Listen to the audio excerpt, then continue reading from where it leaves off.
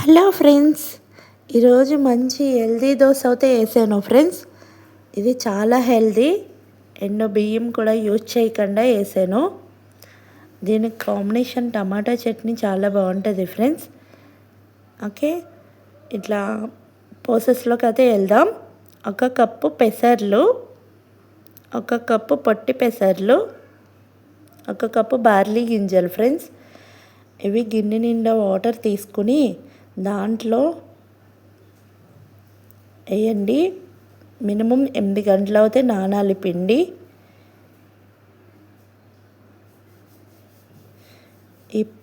ఈ పప్పు పదార్థాలన్నీ మినిమం 8 గంటలు అయితే నానితే పర్ఫెక్ట్గా వస్తుంది మనకి పిండి.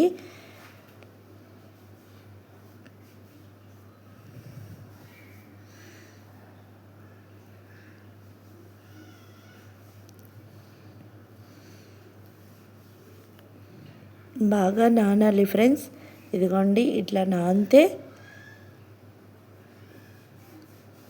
నీట్గా కడిగి పెట్టుకోండి ఫ్రెండ్స్.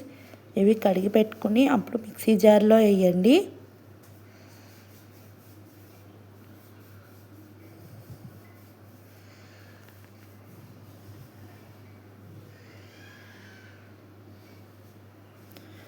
జార్లో వేసాక ఒక చిన్న గ్లాస్ వాటర్ యాడ్ చేయండి ఫ్రెండ్స్. బ్యాటర్ ఇలా ప్యూరీలా రావాలి మంచిగా దోశల బ్యాటరు.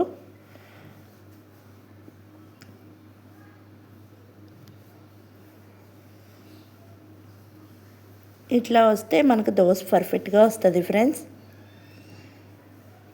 ఓకే, మూత పెట్టి 1 గంట అయినా నాననివ్వండి ఈ పిండిని. ఫర్మెంటేషన్ అవుతుంది. ఇదిగోండి, 1 గంట నానితే మనకు బబుల్స్ వస్తాయి పిండిలోంచి. అప్పుడు మనకి దోశల బ్యాటర్ రెడీ అయినట్టు ఫ్రెండ్స్. మీకు టైం లేదు అంటే వేసేసుకోవచ్చు, పర్లేదు. అయినా మెత్తగానే వస్తాయి.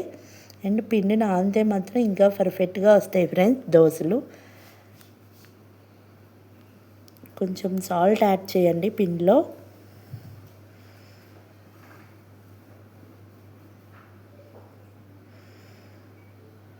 చిన్న గిన్నెలో పిండి తీసుకొని మనం దోశలు అయితే ప్రిపేర్ చేసుకుందాం ఫ్రెండ్స్.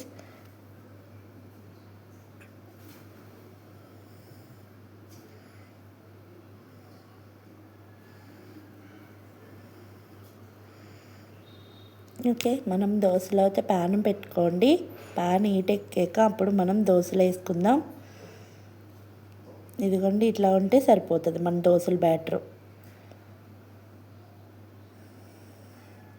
భలే మెత్తగా వస్తాయి ఫ్రెండ్స్. క్రిస్పీగా కావాలంటే కాసేపు ఎక్కువ టైం సిమ్లో పెట్టేసుకుంటే మనకు క్రిస్పీగా కూడా వస్తాయి దోశలు. బబుల్స్ చూసారా దోశ మీద భలే వచ్చినాయి కదా. అట్లా వస్తే పర్ఫెక్ట్గా వస్తుంది దోశ మెత్తగా. స్పాంజీ దోశలు ఫ్రెండ్స్ ఇవి.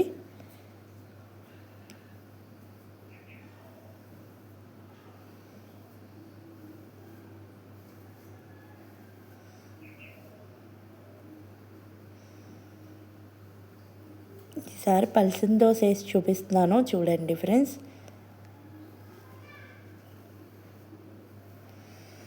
దీంట్లో ఆనియన్ కట్ చేసి పెట్టుకున్న చిన్నగా ఆనియన్, కొత్తిమీర, కరివేపాకు, పచ్చిమిరపకాయలు, క్యారెట్ తురుముకున్నాను ఫ్రెండ్స్. ఇవన్నీ మిక్స్ చేసుకొని మంచిగా ఇట్లా దోశ మీద యాడ్ చేయండి. దోశ చాలా టేస్ట్ వస్తుంది అప్పుడు.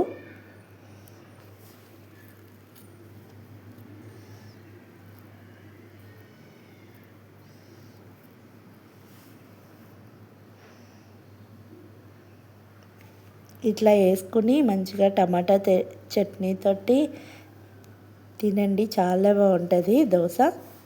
కొంచెం జీలకర్ర కూడా యాడ్ చేయండి.